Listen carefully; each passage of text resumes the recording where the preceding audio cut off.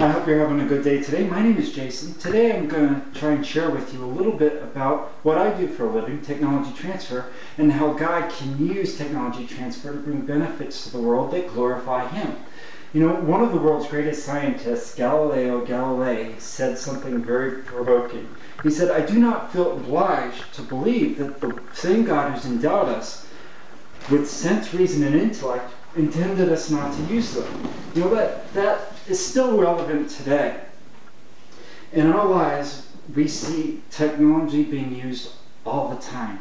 We've become quite dependent on it, whether it's to cook a meal, whether it's to drive a car to work or a motorcycle to work.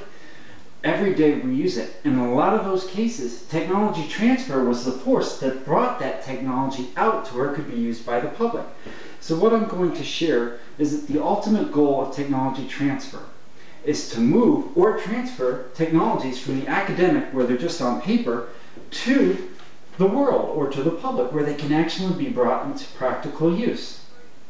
In the midst of that, I'd also like to explore in 3 examples how God can use those technologies to provide for a need, to heal, and to help promote healthy living in the lives of many people. The first technology is called aseptic bulk storage. It was created by research done at Purdue University by a food scientist named Philip Nelson. Now, this technology revolutionized how large amounts of food and liquids were transported over huge amounts of distance. 2 of Dr. Nelson's peers wrote about this technology. Their names were Bernard and Irene Bockelman. They said in the Journal of Agriculture and Food Chemistry that aseptic packaging gives liquids a long bacteria-free shelf life while maintaining nutritional potential. The nutrition doesn't decline because it's been out there too long with this new method. In an interview with Food Engineering, Dr. Nelson shared his secret. At the time, it was rare for universities and industries to get together to collaborate. Well, he said, you know, without industry, money, it would have been a nice university project with no commercial impact. He said, I designed it, but they fabricated it. It was a great example of a university and industry working together. So the aseptic bulk storage is a great example of how technology transfer was utilized. How we took a technology that was just on paper and brought it to a point where now it benefits many. And in that light, we can also see how God has been honored and glorified. This technology brings foods and liquids to people all over the world who otherwise may not have that nutritional food. And it brings it to them in the same state at which it left, despite the fact that it's crossed oceans and continents. The second technology I'd like to talk about today is a technology called induced pluripotent stem cells. Now, this technology is really amazing because it can be used to heal. And healing, I believe, is another thing that glorifies God. I'm going to call these induced pluripotent stem cells iPS cells for the rest of this talk. They were developed by a researcher named Junying Liu at the University of Madison, Wisconsin. In a review of these iPS cells, some of her peers found the following. Now, they wrote this in the current Opinion Organ Transplant Journal. The peer review was done by Juan Dominguez, and he said, there's little not to love about this perfect combination of the best features of adult, which is stability, and embryonic stem cells, which is their variability.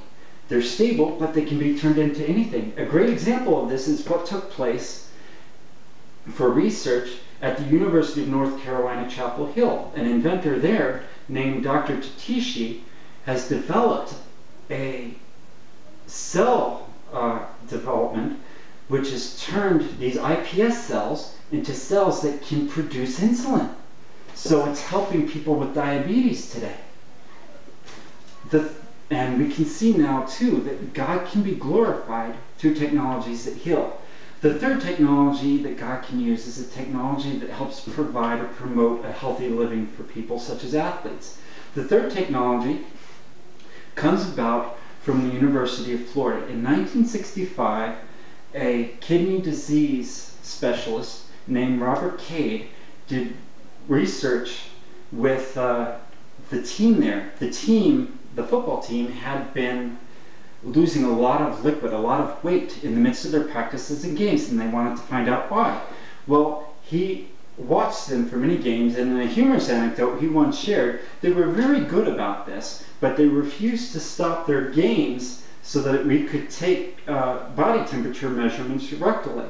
Yeah, they didn't want that, right?